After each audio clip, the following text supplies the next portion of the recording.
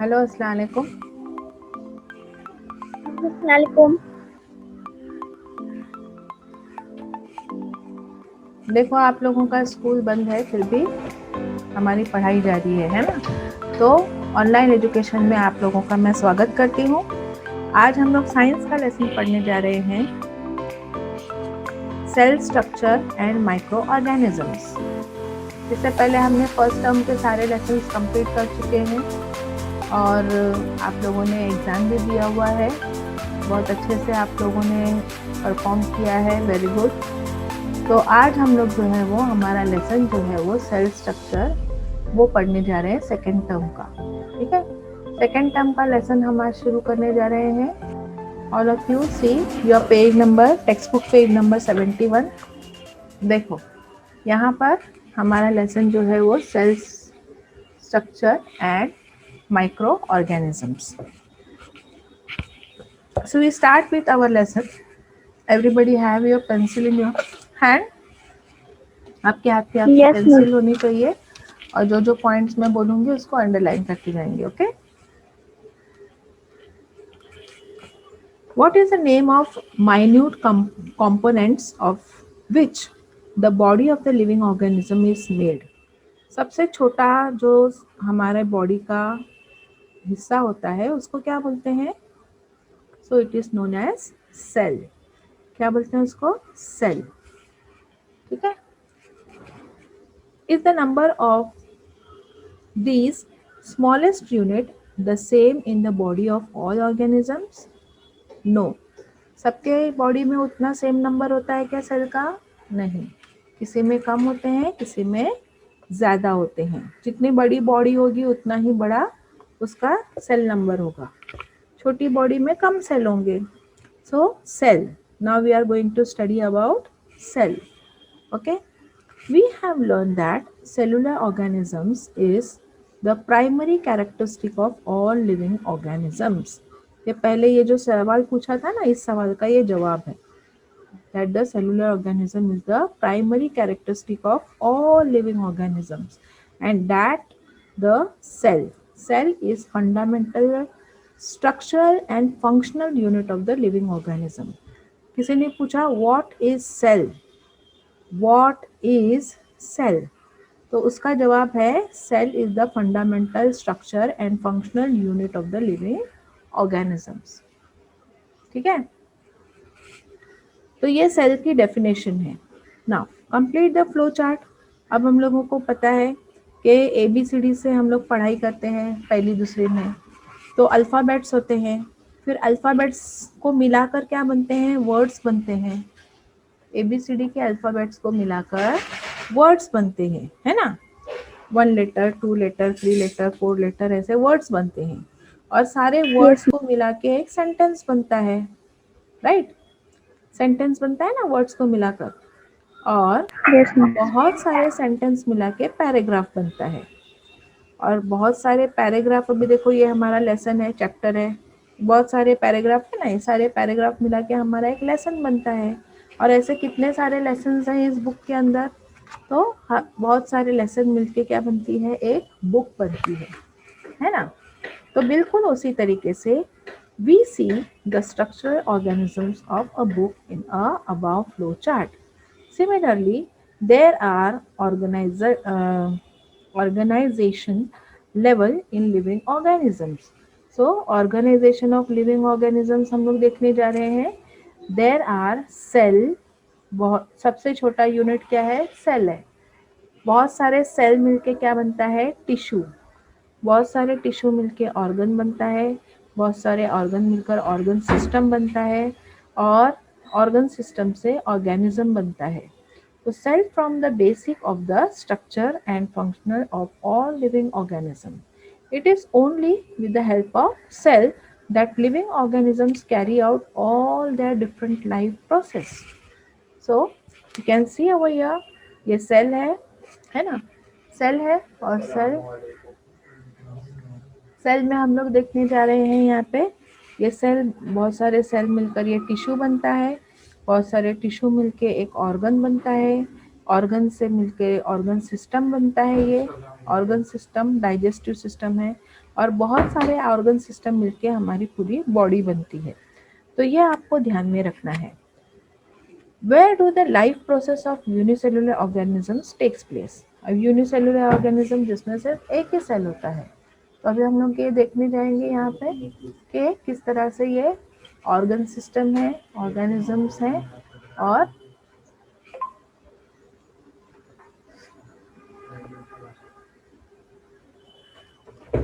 तो यहाँ पर आप लोगों को दिखाई देगा अभी द देखिए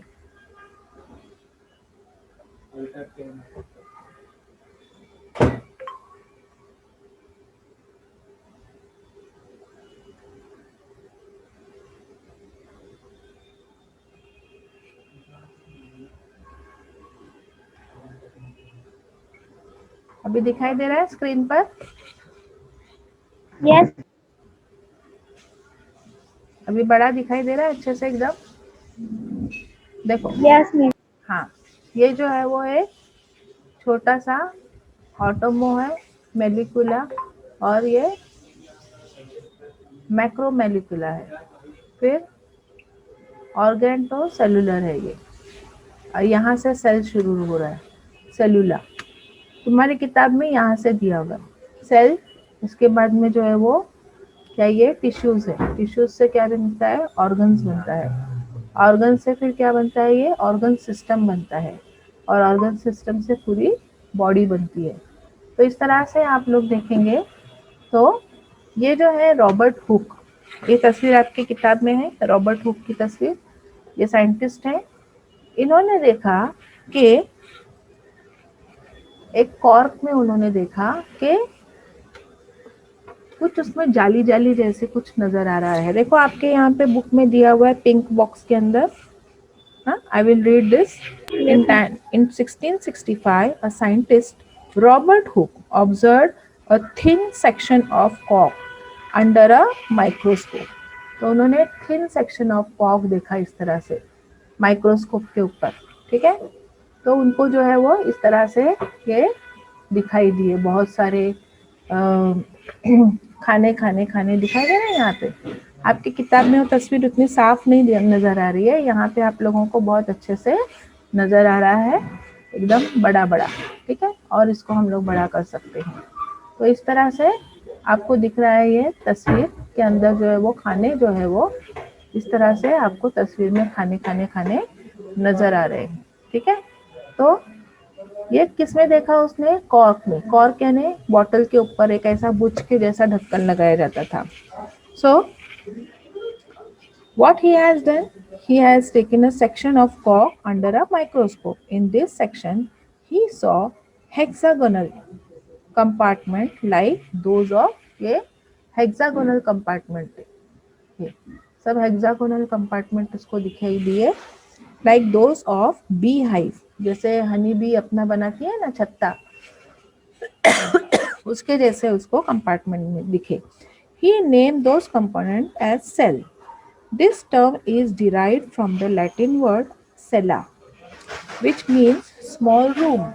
Cella का मतलब होता है small room. देखो ये छोटे छोटे रूम के जैसा दिख रहा है ना एक एक compartment, so small room. In 1838, the two scientists M.J. Sheldon and Theodoro Theodore Shivan formulated a theory about cellular structure which stated, उसने क्या बताया, उन दोनों साइंटिस्ट ने क्या बताया सेल के बारे में, all the living organisms are made up of cell and the cell is the fundamental component of living organisms. In 1885, Rudolf Virchow stated that all the cells are formed from pre-existing cell, और ये cell जो है वो कहाँ से बनते हैं, उसके प्री एग्जिस्टिंग यानी उसके पहले के जो सेल होंगे उसी से ये सेल बनेंगे। यानी एनिमल सेल का एनिमल सेल बनाएगा, प्लांट सेल का प्लांट सेल बनाएगा। तो उस तरह से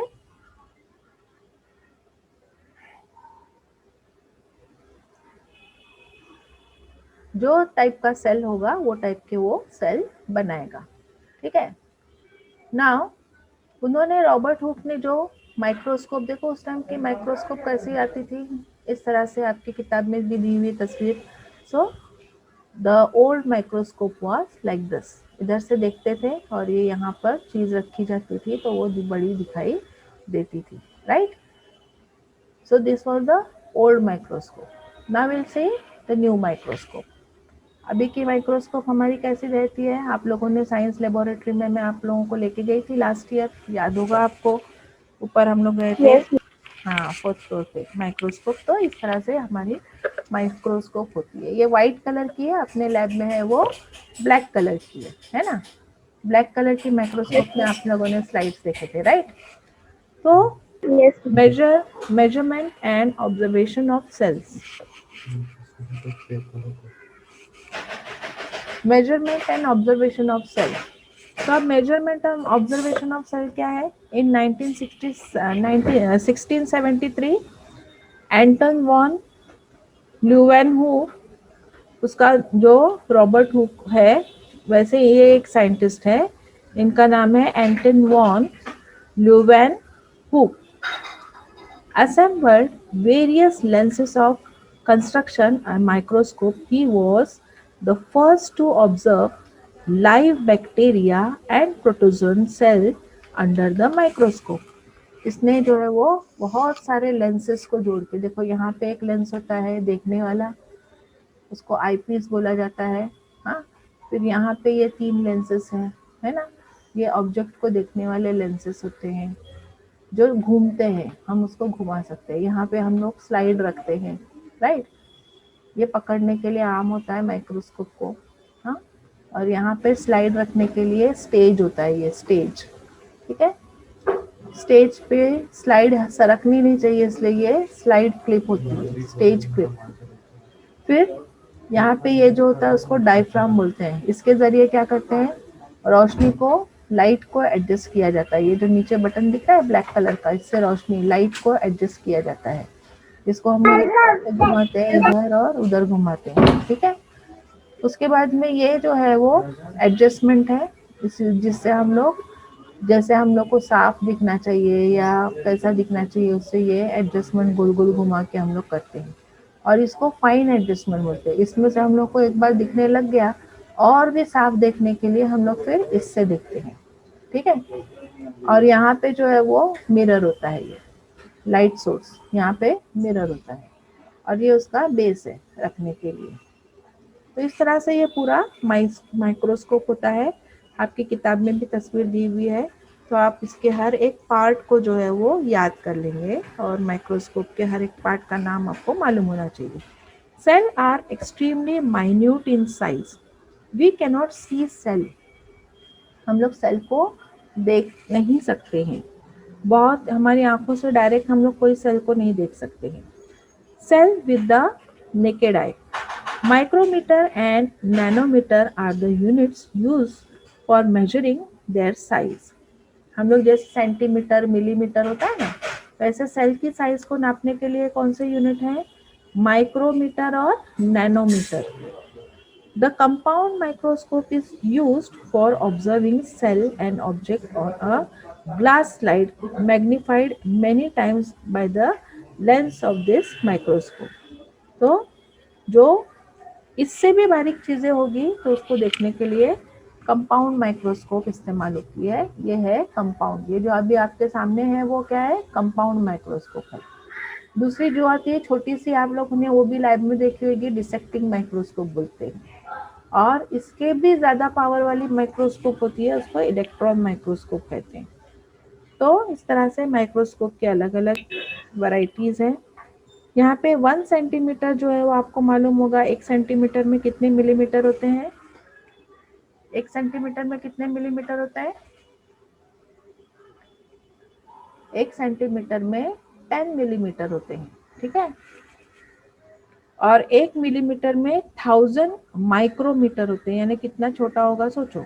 और 1 माइक्रोमीटर में 1000 नैनोमीटर होते हैं, यानी इतना बारीक से बारीक जो चीज है वो हम देखने के लिए माइक्रोस्कोप का इस्तेमाल करते हैं। अब हम लोग देखते हैं यहाँ पे, let's try this, take a piece of segment of onion, आप लोग ये घर में कर सकते हो, लेकिन आपके घर में माइक्रोस्कोप नहीं है तो आपको दिखाई नहीं देगा, लेकिन कम से कम आप अनियन का पील निकाल सकते हो। प्याज होता है ना, प्याज, उसका हम लोग जो है वो ऐसा, ये अनियन है ना, उसका हम लोग जब छिलका उतारते हैं तो देखो अंदर एक प्लास्टिक के जैसा हिस्सा होता है, तो वो प्लास्टिक वाला हिस्सा ऐसे दिखाई देता है। एंड उसको हम लोग अगर carefully separate the thin skin from its concave surface with the help of forceps, place the membrane on the glass slide and put a drop of water on it. इसको glass slide पे रखे और पानी डाल दिए। Take care that the membrane does not get folded while placing on the slide.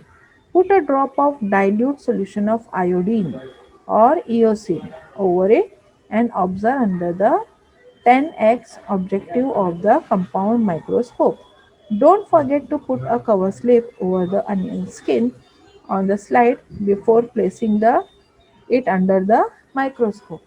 हम लोग इसको रख के इसके ऊपर कवर स्लिप लगा के फिर हम लोग ये जो माइक्रोस्कोप हमने देखे उसके ऊपर यहाँ पर रखेंगे और यहाँ से देखेंगे हम लोग तो हम लोगों को इस तरह से दिखाई देता है। ये दिख रहा है, माइक्रोस्कोप में देखने के बाद हमको ऐसा दिखाई देता है। ठीक है, यही जो अभी हमने प्याज का पतला सा छिलका रखे ना वो ऐसा दिखाई देता है। So, in the same way, observe the cell from various part of the plant like leaves, bark, roots, tips, etc. Do you remember that last year you had observed the amoeba and paramecium that are found in water? हम लोग practical करने गए थे तो हम लोग ने देखे थे ना अमीबा और पैरामीशियम की स्लाइड, तो वो भी हम लोगों ने, वो एनिमल सेल थे और ये क्या है, प्लांट सेल है। इसलिए प्लांट सेल में आप लोगों को ये डार्क डार्क लाइन दिख रही है, इसको बोलते हैं सेल वॉल। तो ये सेल वॉल होती है प्लांट सेल में। अमीबा और पैरामीशियम में आपको वैसी सेल वॉल नजर नहीं आएगी। तो इस तरह से हम सेल जो है वो देख सकते हैं। Can you tell, are the cell that you observe all alike? सब सेल एक जैसे दिखते हैं क्या? यहाँ पे भी देखो, एक ही इसमें भी सब सेल आपको एक जैसे नहीं दिख रहे, ये इतना लंबा दिख रहा है, ये छोटा है, ऐसा ना। तो हमेशा सेल जो है वो अलग अलग होते हैं। What is there structure? उनका स्ट्रक्चर जो है वो ज्यादातर रेक्टेंगुलर होता है, स्ट्रक्चर रेक्टेंगुलर होता है। What are their shapes? इनके शेप्स जो है वो अलग अलग होते हैं। Now, books, my friend, collect interesting information about cell from the reference book in the school library. For example, the largest cell, smallest cell, etc. तो इस तरह से आप लोग फाइंड आउट करोगे सबसे बड़ा सेल कौन सा है और सबसे छोटा सेल कौन सा है। अब हम लोग देखने जाते हैं सेल साइज। अगर देखेंगे तो देखो हर एक सेल की साइज जो है वो अलग अलग है ना। कोई सेल छोटा है तो कोई सेल बड़ा है। तो ब्लड सेल्स है, ये हमारे रेड ब्लड सेल्स हैं। कॉलमनर एपिथेलियम सेल है ये हमारे मसल सेल्स हैं, ये हमारे ओवम सेल हैं, ये बोन्स के सेल हैं, ये हमारे नर्व सेल हैं ब्रेन के, और ये हमारे स्पर्म्स के सेल है। तो यही तस्वीर आपके पेज नंबर 73 पर है, देखो। तो अलग अलग टाइप के सेल अलग अलग शेप के और अलग अलग साइज के होते हैं। There is great variation in the shape of the cell. Their shapes are mainly related to their function. Observe the cell of different shapes shown below. आप लोगों को किताब में भी दिखाई दे रहा होगा, उसमें और एक्स्ट्रा भी है, स्पाइरोगायरा है, अमीबा है ना, फैट सेल्स हैं। तो इस तरह से अलग अलग टाइप के सेल्स हैं यहाँ पर। ठीक है, ये वेरियस टाइप ऑफ सेल्स है। Cells are of many different shapes. Example circular है ना, कोई कोई देखो ये गोल है, सर्कुलर है, रॉड शेप है कोई कोई, फिर कॉलमनर जो है वो, फिर स्पाइरल है। कॉलमनर यानी यहाँ पे देखो ऐसे कॉलम बने हुए हैं ना, एक एक ऐसे कॉलम बने हैं, तो ये कॉलमनर है। फिर स्पाइरल है, कोई कोई स्पाइरल शेप के हैं। ठीक है, उसके बाद में ओवल शेप के हैं, रेक्टेंगुलर शेप के हैं। तो बहुत अलग अलग शेप के जो है वो सेल्स होते हैं। Each cell contain various components for carrying out the life process of the living organisms. यानी ब्रेन सेल जो है वो उसका काम अलग रहता है, बोन्स के सेल का काम अलग है ना, मसल सेल्स का काम अलग है। These components are called organelles, और उस वजह से उनके अंदर की चीजें भी, कंपोनेंट्स उसके अलग अलग होते हैं। दिखाई दे रहे हैं ना आप लोगों को? तो उनके काम के हिसाब से उसके कंपोनेंट्स अलग अलग होते हैं। These organelles are studied in detail with the help of the electron microscope, which can magnify image up to 2 into 10 raised to 9 2 billion times their actual size.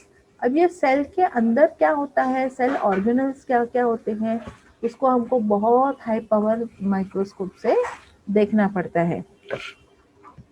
There are two main types of cell, animal cells होते हैं और plant cells होते हैं। तो वो हम अगले lesson में पढ़ेंगे। तो आज का लेसन हम लोग यहीं पे स्टॉप करते हैं। यहाँ तक से उम्मीद करती हूँ कि आप लोगों को पूरा लेसन जो है वो समझा होगा। तो हमने स्टार्टिंग से क्या क्या देखा? हमने देखा कि जैसे अल्फ़ाबेट से वर्ड्स बनते हैं, वर्ड्स से सेंटेंस, सेंटेंस से पैराग्राफ, पैराग्राफ से चैप्टर और चैप्टर से बॉडी बनती है।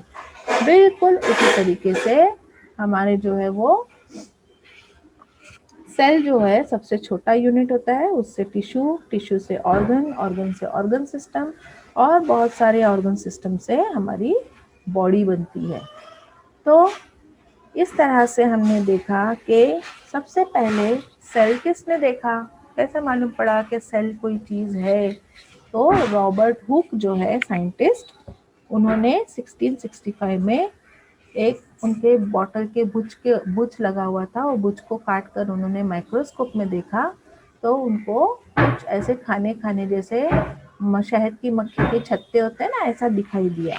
तो उन्होंने उसका नाम जो है वो सेल रखा, कंपार्टमेंट, सेल यानी कंपार्टमेंट।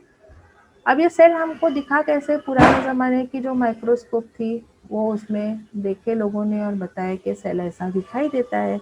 लेकिन फिर और भी तरक्की होते गई, और 1673 में जो है वो दूसरे साइंटिस्ट लोगों ने एक नया माइक्रोस्कोप बनाया। जो माइक्रोस्कोप आपकी किताब में है उसकी आपको सब नाम याद करने हैं।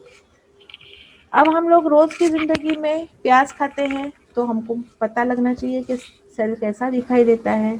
तो प्याज के छिलके को निकाल के हम लोग सेल का स्ट्रक्चर देख सकते हैं, है ना।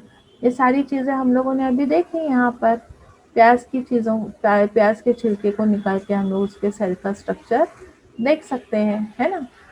तो इस तरह से हम लोगों ने अलग अलग टाइप के सेल और अलग अलग शेप के सेल्स, अलग अलग साइज के सेल्स ऐसे हमने देखे यहाँ पे।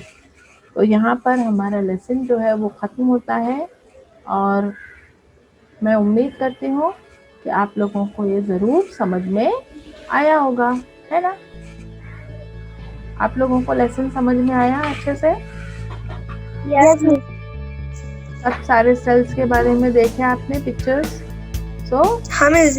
हाँ, आपको लर्न करना है ये, और सारे सेल के जो है वो अलग अलग शेप के कैसे हैं। पेज नंबर 73 पर कौन सा सेल कैसा दिखाई देता है अगर आपको बताया जाए तो आपको फौरन पहचान में आना चाहिए कि ये ब्लड सेल्स है, या ये नर्व सेल है, या ये मसल सेल है। ऐसा आपको तुरंत बताने आना चाहिए, ठीक है। इसलिए आप लोग याद करेंगे। तो इसके आगे का लेसन हम लोग अगली बार करेंगे। यहाँ पर हम लोग स्टॉप करते हैं, ठीक है। चलो, अल्लाह हाफिज। अल्लाह हाफिज। अल्लाह हाफिज।